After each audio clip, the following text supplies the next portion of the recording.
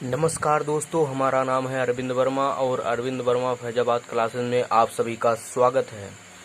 दोस्तों, हमने पिछले वीडियो में जो क्लास 10th की मैथमेटिक्स चल रहा है, इसमें हमने पिछले वीडियो में दो चर वाले रैखिक समीकरण और रैखिक युग्म वाले पार्ट में हमने बताया कि जो है समीकरण से संबंधित कुछ क्वेश्चन भी हल किए और हमने वहाँ पर कुछ समांतर होने के लिए कुछ बताए थे, जिससे A1/A2 बराबर B1/B2 इस प्रकार के हमने कुछ रेशियो बताए थे जो इम्पोर्टेंट थे परीक्षा के दृष्टि से। आज हम दो चरों वाले रैखिक युग्म को कैसे हल करेंगे उसके बारे में इसमें पढ़ेंगे, किस प्रकार से हल करते हैं। क्योंकि हमने ज्यामितीय निरूपण तो पढ़ ही लिया है, पिछली कुछ वीडियो में हमने ज्यामितीय निरूपण इसका किया है। दो चर वाले रैखिक युग्म का ज्यामितीय निरूपण कैसे किया जाए उसको सब हमने पढ़ लिया है। यदि आप पिछली वीडियो नहीं देखे हैं, प्लीज़ जाकर पिछली वीडियो देख लें, जिससे आपको अच्छे से समझ में आ जाए। और जो है आज के वीडियो में हम पढ़ने चल रहे हैं कि रैखिक युग्म को किस प्रकार से या कितनी विधियों से हम उसको हल कर सकते हैं, इसके बारे में हम आज इस वीडियो के माध्यम से जानेंगे। आपको कॉपी कलम ले लेना है और अच्छे से ध्यानपूर्वक एक एक स्टेप ध्यान देना है। चलिए शुरू करते हैं। देखिए, ध्यान दीजिए, क्लास 10th गणित है। दो चरों वाले रैखिक समीकरण और युग्म। समीकरण क्यों हमने लिखा? क्योंकि समीकरण ही तो दो समीकरण मिल जाए तो युग्म हो गया। युग्म माने जोड़ा ही तो होता है, और यदि एक है तो समीकरण कहलाता है, इसीलिए हमने इस समीकरण को लिखा है। देखिए, रैखिक समीकरण को हल करना। रैखिक समीकरण लिखा है, यहाँ पर दो समीकरण हम लेंगे तो उसे हम युग्म कहेंगे। बात एक वही है कि समीकरण यदि हम दो ले लेते हैं तो वो युग्म कहलाएगा, एक रहेगा तो समीकरण कहलाएगा। ठीक है, तो अब देखिए यहाँ पर इसको कितने विधियों से हल करते हैं। पहला विधि जो है उसका नाम है जो है प्रतिस्थापन विधि। प्रतिस्थापन विधि पहली विधि जो है आपकी वो है प्रतिस्थापन विधि।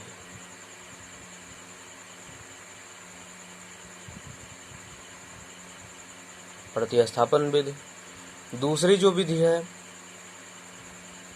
दूसरी विधि विलोपन विधि। विलोपन विधि पहली है प्रतिस्थापन, दूसरी है विलोपन विधि, और तीसरा है ब्रज गुणन विधि। ब्रज गुणन विधि।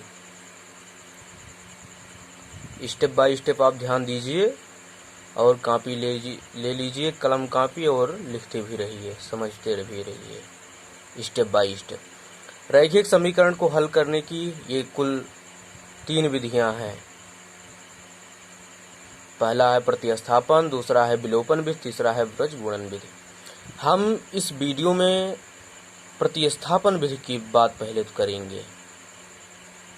प्रतिस्थापन विधि है क्या?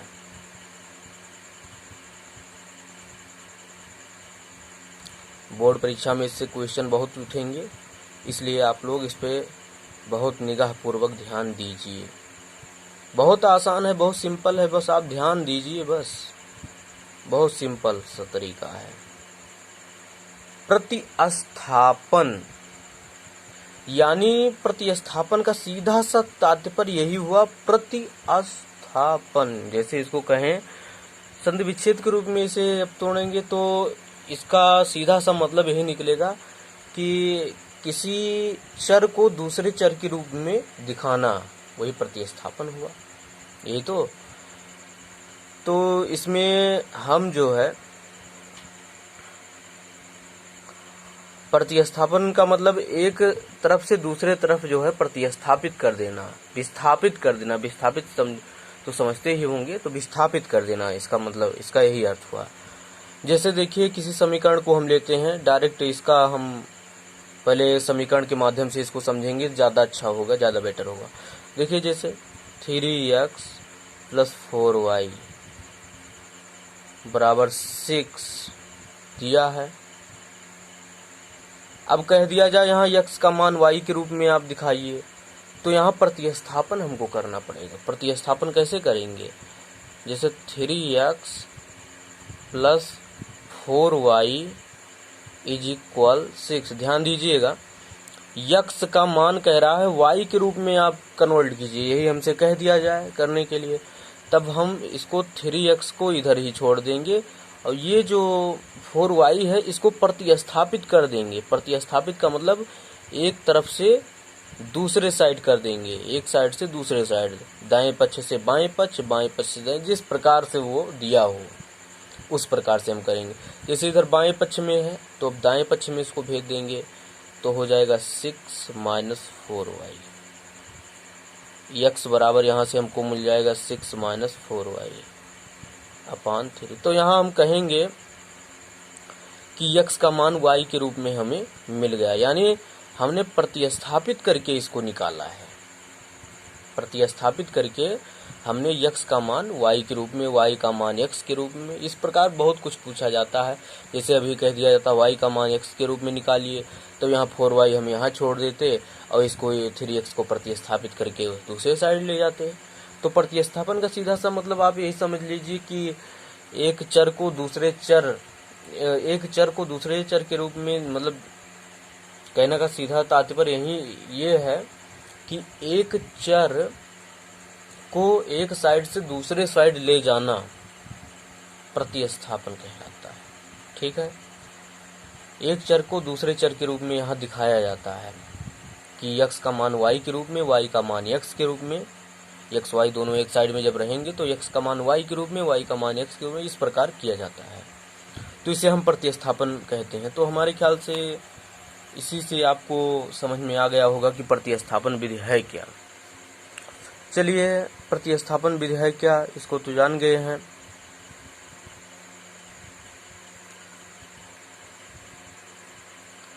लिख भी देते हैं इसको, जो हम यहाँ किए हैं इस समीकरण में, उसको हम लिखते हैं यहाँ। प्रतिस्थापन विधि में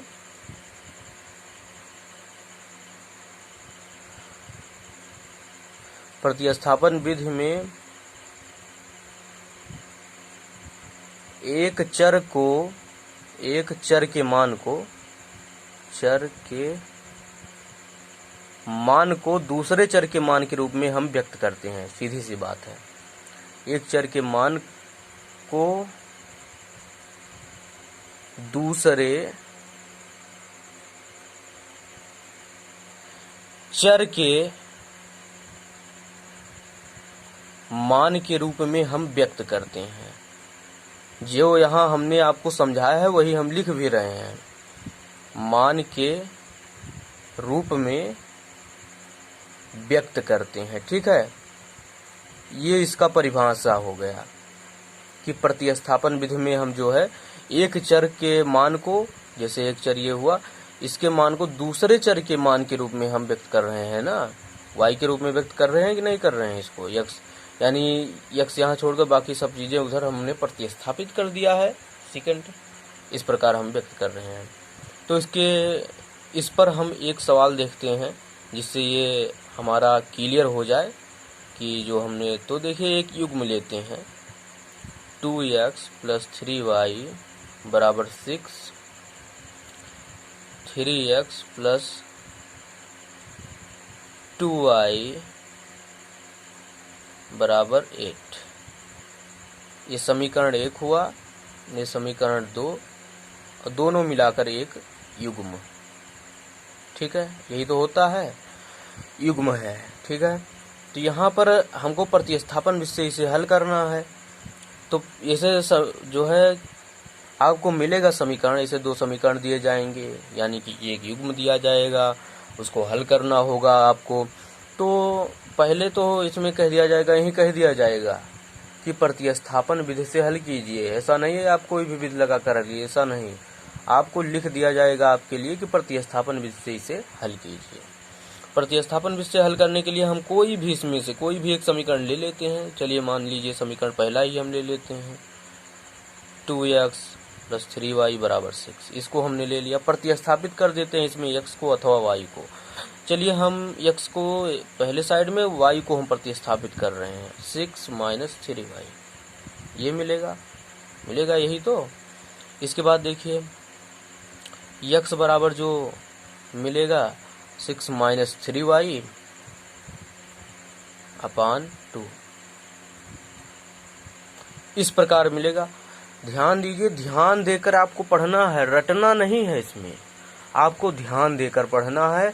कॉपी कलम के साथ बैठना है, कॉपी कलम के साथ आपको लिखना है। जो यहाँ बताई जा रही है आपको एक प्रकार से नोट्स बना लेना है, उसी नोट्स में आपको रेगुलर लिखना है और समझना है। इस पर सवाल भी लगाना है, ऐसा नहीं है कि जो हम पढ़ा दे रहे हैं बस यही सीमित है, ऐसा नहीं। आपको इस पर सवाल जो आपके बुक में है उसको आप लगाइए, जो ना लग आए कमेंट के माध्यम से पूछिए उसको, ठीक है। तो x बराबर 6 - 3y / 2, ये जो है इस प्रकार हमने इसको प्रतिस्थापित कर दिया। अब देखिए इसमें दोस्तों, ये जो हमने प्रतिस्थापित किया, अब ये दूसरा जो समीकरण हमको दिया है 3x + 2y = 8, इसमें हम x के स्थान पर, ये x का जो स्थान है वहीं ले जाकर इसको हम अप्लाई कर देते हैं, रख देते हैं, ठीक है। तो देखिए दूसरे वाले समीकरण में हम इसको x का मान रख देंगे। ध्यान दीजिए, इसको x बराबर इतना दिया है तो x जो यहाँ है उसके स्थान पर इसको तो हम रख ही सकते हैं, क्योंकि दोनों इक्वल है ना, दोनों बराबर हैं, इसलिए हम इसको रख सकते हैं। तो इसको हम ले जाकर यहाँ पर अप्लाई करते हैं, ठीक है। तो जब यहाँ पर रखेंगे 6 - 3y / 2 + 2y = 8, ये मिलेगा। इस प्रकार जब हुआ तो आप जो है इसको और थोड़ा हल कीजिए। 3 को अंदर गुणा में ले आइए, गुणा करा दीजिए, 6 × 18 - 3 × 9 y / 2 + 2y = 8, ये मिलेगा, ठीक है। अब फिर देखिए 18, देखिए यहाँ पर आप लोग इसको तो जानते होंगे, क्लास 5th में भी पढ़ाया जाता है, एलसीएम की बातें हैं सब। आपको त्रिया गुणा करना है, 2 से इधर गुणा करेंगे, फिर वही 2 जाकर इधर गुणा होगा, ठीक है। इसको तो आप पढ़े ही होंगे। तो 2 से इसमें गुणा करेंगे तो 4y हो जाएगा, और इधर जब जाएगा ये तो 16।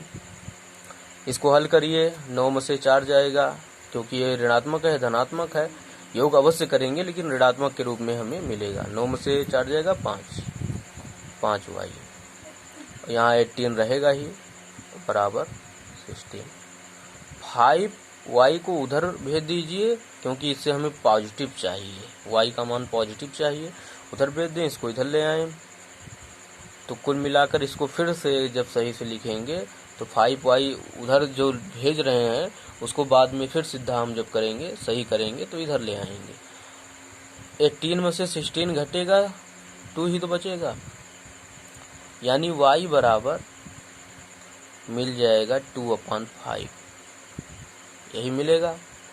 अब y का मान हमें मिल चुका है, तो x का मान मिलने में देरी तो है नहीं, क्योंकि अब x बराबर हम ये निकाल चुके हैं प्रतिस्थापित करके पहले। इसी में हम y का मान यहाँ रख देते हैं। यहाँ देखिए y का लिखा है ना, तो y का जो मान मिला है यहीं रख दीजिए, x का मान तुरंत मिल जाएगा। देखिए यहाँ x बराबर 6 - 3 इंटू y का मान क्या है 2/5, 2/5 लिख दिए यहाँ पर। इसके बाद अपान 2, देखिए 3 दूना 6 हो जाएगा ना, 3 दूना 6, और 6 को कॉमन कर लीजिए, यहीं से आसान हो जाएगा। अभी 6 जब हम कॉमन कर लेंगे तो बचेगा क्या, यहाँ 1 बचेगा, जब 6 बाहर आ जाएगा यहाँ 1 बचेगा, और यहाँ बचेगा 1/5, यही बचेगा बटे 2। अब इसी को और थोड़ा हल कर लीजिए, बराबर 6 इंटू 5 का गुणा इधर होगा, 5 का नम 5, 5 में से एक जाएगा 4, 4/5 का होल बटे 2। ठीक है, इसको ऐसे लिख दीजिए, यहाँ पर लिखते हैं 6 गुणे 4/5/2, 2 तिहाई 6, 3 आएगा, 3 चौक 12, 12/5 बराबर यक्स। तो यक्स का मान 12/5 हुआ, वाई का मान 2/5 हुआ। यदि आपको आंसर चेकिंग करना है कि क्या हमारा आंसर सही है या गलत है, तो आपको किसी भी समीकरण में, चाहे पहले वाले समीकरण में चाहे दूसरे वाले समीकरण में, यक्स और वाई का मान एक पक्ष में रखिए, दूसरे पक्ष के बराबर आ जाता है, तो आप समझ लीजिए आपका समीकरण, वो आपका जो उत्तर आया है वो एकदम सही है, एकदम सत्य है। यदि नहीं आया तो आपका सत्य नहीं। तो दोस्तों, प्रतिस्थापन विधि में कुछ ऐसा ही है कि आपको एक बार फिर से समझ लिया जाए। कोई समीकरण दे दिया जाए, कह दिया जाए प्रतिस्थापन विधि से हल कीजिए, युग्म दे दिया जाए रैखिक, उसे हल कीजिए। तो आपको क्या करना होगा, एक समीकरण उसमें से उठा लीजिए, कोई अपने स्वेच्छानुसार कोई भी एक समीकरण आप उठा लीजिए और उसमें यक्स का मान वाई के रूप में व्यक्त करिए, यानी प्रतिस्थापित कर दीजिए उसमें से कोई भी एक चर। दूसरे साइड में प्रतिस्थापित करके कोई एक चर का मान आप निकाल लीजिए दूसरे चर के रूप में, उसी को ले जाकर जिस समीकरण में प्रतिस्थापित आप नहीं किए हैं उस समीकरण में उस चर का मान ले जाकर अप्लाई कर दीजिए। अप्लाई करेंगे, खट से एक चर के रूप में बदल जाएगा, उसको हल कीजिए, चर का जो मान आए उसको ले जाकर जो प्रतिस्थापित किए हुए हैं पहले से, जैसे प्रतिस्थापित को हमने किया था पहले से, इसमें y का मान हमने लाकर रखा तो x का मान मिल गया। तो इस प्रकार से दोस्तों आप प्रतिस्थापन विधि से रैखिक युग्म को हल कर सकते हैं, उनका मान निकाल सकते हैं। तो दोस्तों आज के वीडियो में बस इतना ही। अब अगले वीडियो में जब हम मिलेंगे तो उसमें हम विलोपन विधि से जो है पढ़ेंगे, विलोपन विधि से कैसे हम रैखिक युग्म का हल कैसे करते हैं, रैखिक युग्म को कैसे हल करते हैं। तो दोस्तों यदि वीडियो आपको अच्छा लगा हो प्लीज़ वीडियो को लाइक कर दीजिए, चैनल को सब्सक्राइब कर दीजिए। हम अब अगले वीडियो में एक नए टॉपिक के साथ मिलते हैं, तब तक के लिए जय हिंद।